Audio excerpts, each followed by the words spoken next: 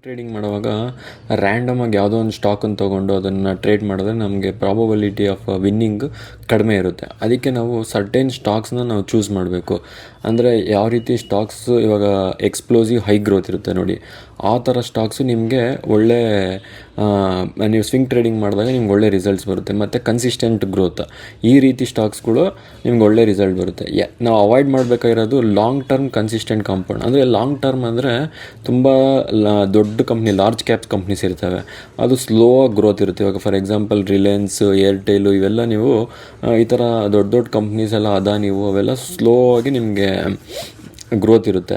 ಇದರಲ್ಲಿ ನೀವು ಈ ಥರ ಸ್ಟಾಕ್ಸ್ ಮತ್ತು slow growth with high margins, growth slow ಇರುತ್ತೆ ಬಟ್ ಮಾರ್ಜಿನ್ಸ್ ಹೈ ಇರುತ್ತೆ, ಈ ಥರ ಸ್ಟಾಕ್ಸು ನೀವು ಅವಾಯ್ಡ್ ಮಾಡಬೇಕು.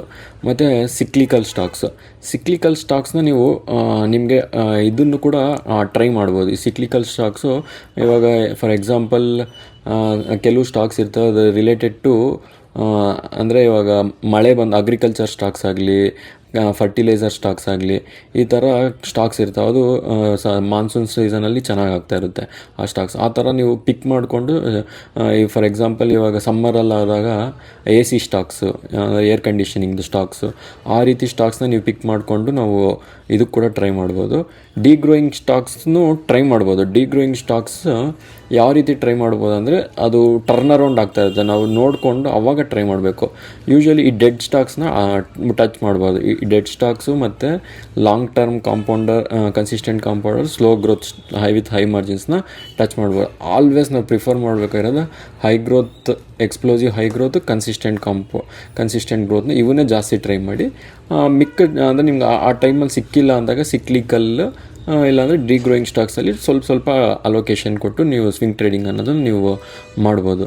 ನಾವು ಇವಾಗ ಇದು ಹೆಂಗೆ ಇದು ಎಕ್ಸ್ಪ್ಲೋಸಿವ್ ಹೈ ಗ್ರೋತ್ ಅಂತ ಹೇಳ್ತಾ ಇದ್ದೀರಾ, ಅದು ಹೆಂಗೆ ನಾವು ಎಕ್ಸ್ಪ್ಲೋಸಿವ್ ಹೈ ಗ್ರೋತ್ ಇಲ್ವಾ ಸ್ಟಾಕು ಅನ್ನೋದು ತಿಳ್ಕೊಳೋದು ನಿಮಗೆ ತೋರಿಸ್ಕೊಡ್ತೀನಿ. ಸಿಂಪಲ್ ವೇ ಹೆಂಗೆ ಅಂದರೆ,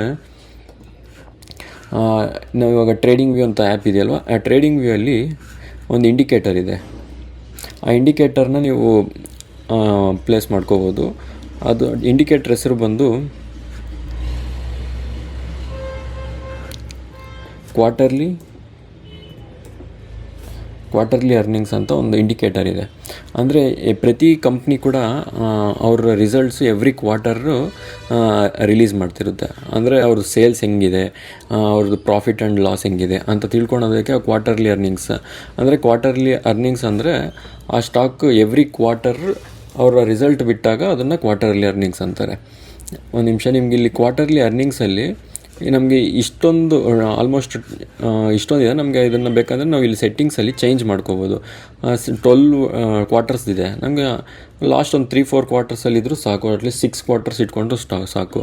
ಮತ್ತು ಇದು ನಮಗೆ ಟಾಪಲ್ಲಿ ಬೇಕಂದರೆ ಟಾಪಲ್ಲಿ ಇಟ್ಕೋಬೋದು. ಇನ್ ಕೇಸ್ ನಿಮಗೆ ಬಾಟಮಲ್ಲಿ ಇದಾಗ್ತಿದೆ ಅಂದರೆ ಬಾಟಮಲ್ಲಿ ಕೂಡ ನೀವು ಪ್ಲೇಸ್ ಮಾಡ್ಕೋಬೋದು, ಹಿಂಗೆ ಕೆಳಗೆ ಬರುತ್ತೆ. ಇದು ಕ್ವಾರ್ಟರ್ಲಿ ಅರ್ನಿಂಗ್ಸ್. ಇವಾಗ ನೋಡ್ಬೋದು, ನಾನು ಒಂದು ಕಂಪ್ನಿ ತೆಗೆದಿದ್ದೀನಿ. ನಿಮ್ಗೆ ಯಾವುದೇ ರೀತಿ ಬೈ ಸೇಲ್ ರೆಕಮೆಂಡೇಷನ್ ಎಲ್ಲ ಇದು ಜಸ್ಟ್ ಫಾರ್ ಎಜುಕೇಷನಲ್ ಪರ್ಪಸ್. ನೋಡ್ಬೋದು ನೀವು HFCL ಇಲ್ಲಿ ನೋಡ್ಬೋದು. HFCL ಈ ಸ್ಟಾಕ್ ಬಂದು ಲಾಸ್ಟ್ ಕ್ವಾರ್ಟರ್ 31% EPS ಇಲ್ಲಿ ನೋಡ್ಬೋದು. ಚೇಂಜ್ EPS ಅಂದರೆ ಅರ್ನಿಂಗ್ ಪರ್ ಶೇರ್. ಒಂದು ಶೇರ್ಗೆ ಎಷ್ಟು ಅರ್ನ್ ಮಾಡ್ತಿತ್ತು, 0.5%ಇಂದ 0.7% ಆಗಿದೆ. ಅದೇ ಥರ 0.7 ರುಪೀಸ್, 0.5 ರುಪೀಸಿಂದ ಒಂದು ಶೇರ್ಗೆ 0.7 ರುಪೀಸ್. ನೆಕ್ಸ್ಟ್ ಒಂದೇ ಸರಿ 1.2 ರುಪೀಸ್ ಪರ್ ಶೇರ್ಗೆ 1.2 ರುಪೀಸ್. ಅಂದರೆ ಎಷ್ಟು ಚೇಂಜ್ ಆಗಿದೆ ಅಂತ ಇಲ್ಲಿ ಗಮನಿಸ್ಬೋದು ನೀವು. 31%ಇಂದ 314% ಒಂದು ಶೇರ್ಗೆ ಇಷ್ಟು ಪ್ರಾಫಿಟ್ ಅಂದರೆ ಇಷ್ಟು ರುಪೀಸ್ ಅರ್ನ್ ಮಾಡ್ತಾ ಇದೆ ಅಂತ.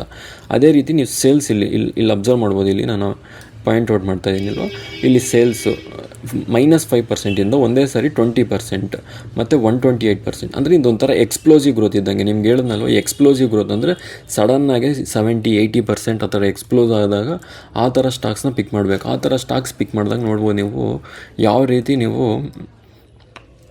ಆ ಸ್ಟಾಕ್ ಮೂವ್ ಆಗುತ್ತೆ ಅಂತ ಇಲ್ಲಿ ಅಬ್ಸರ್ವ್ ಮಾಡ್ಬೋದು.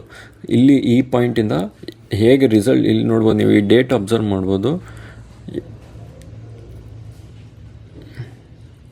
ಏಪ್ರಿಲ್ 26ಇಂದ ನೀವು ಸ್ಟಾಕ್ ಪ್ರೈಸ್ ಕಂಟಿನ್ಯೂಸ್ ಸ್ಟಾರ್ಟ್ ಆಗಿ ಕಂಟಿನ್ಯೂಸಾಗಿ ಮೂವ್ ಆಗ್ತಾನೇ ಇದೆ. ಯಾವಾಗ ಇದು ಮಾರ್ಚ್ 2026ಅಲ್ಲಿ ಅಲ್ಲಿ ಆ ರಿಸಲ್ಟ್ ಬಂತೋ, ಆ ರಿಸಲ್ಟ್ ಬಂದಾಗಿಂದ ಸ್ಟಾಕ್ ಪ್ರೈಸು ಮೂಮೆಂಟ್ ನೋಡ್ಬೋದು ಹೇಗಿದೆ ಅಂತ. ಮತ್ತು ಅದೇ ರೀತಿ ಇನ್ನೊಂದು ಕಂಪ್ನಿ ಇದೆ ನೋಡಿ,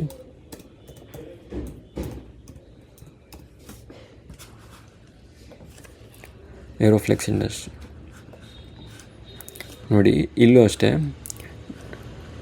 17% ಇದೆ, 21% ಮತ್ತು ಡೈರೆಕ್ಟ್ 37%. Explosive growth. ನೀವು ಮೈನಸಲ್ಲಿ ಇದ್ದಿದ್ದು ಕಂಟಿನ್ಯೂಸ್ ಆಗಿ ಗ್ರೋತ್ ಆಗ್ತಾಯಿದೆ. ಇದೊಂಥರ ಕನ್ಸಿಸ್ಟೆಂಟ್ ಅನ್ನು ಅನ್ಬೋದು. ನೀವು ಹಳೇದು ನೋಡಿದಾಗ ಇದು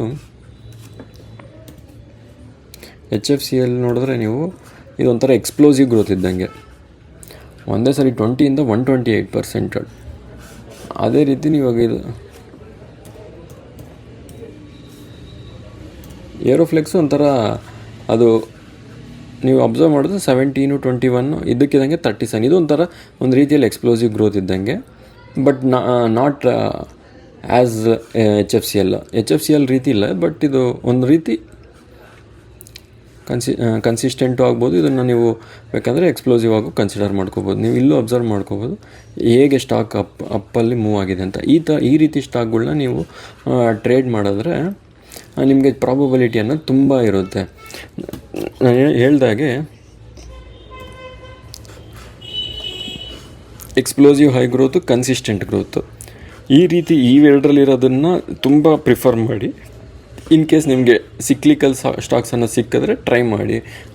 ಸಿಕ್ಲಿಕಲ್ ಸ್ಟಾಕ್ಸ್ ಇದ್ದಾಗ ನಿಮಗೆ ಹೇಳ್ದಾಗೆ AC ಏರ್ ಕಂಡೀಷ್ನಿಂಗ್ ಇರುತ್ತಲ್ವ, ಆ ಥರ ಸ್ಟಾಕ್ಸು. ಮತ್ತು ಡಿಗ್ರೋಯಿಂಗ್ ಸ್ಟಾಕ್ಸು ಯೂಶ್ವಲಿ ಇದನ್ನು ಮತ್ತು long term consistent compounder, slow growth ಮತ್ತು ವಿತ್ ಹೈ ಮಾರ್ಜಿನ್ಸು ಮತ್ತು ಡೆಡ್ ಸ್ಟಾಕ್ಸ್ನ ಅವಾಯ್ಡ್ ಮಾಡೋದು ಬೆಸ್ಟು.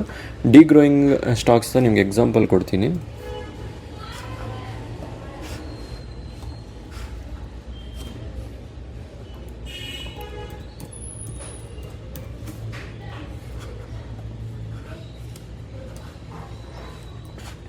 ನೀವು ನೋಡ್ಬೋದು ಇಲ್ಲಿ 59ಇಂದ 33 ಡಿಗ್ರೋ ಆಗ್ತಾಯಿದೆ.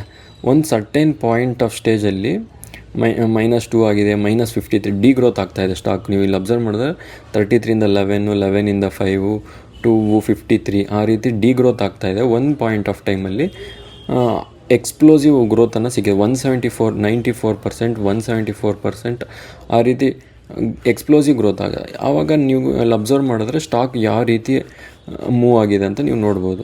ಈ ರೀತಿ ಸ್ಟಾಕ್ಸ್ನ ನೀವು ಪ್ರಿಫರ್ ಮಾಡಿದ್ರು ಬೆಸ್ಟು.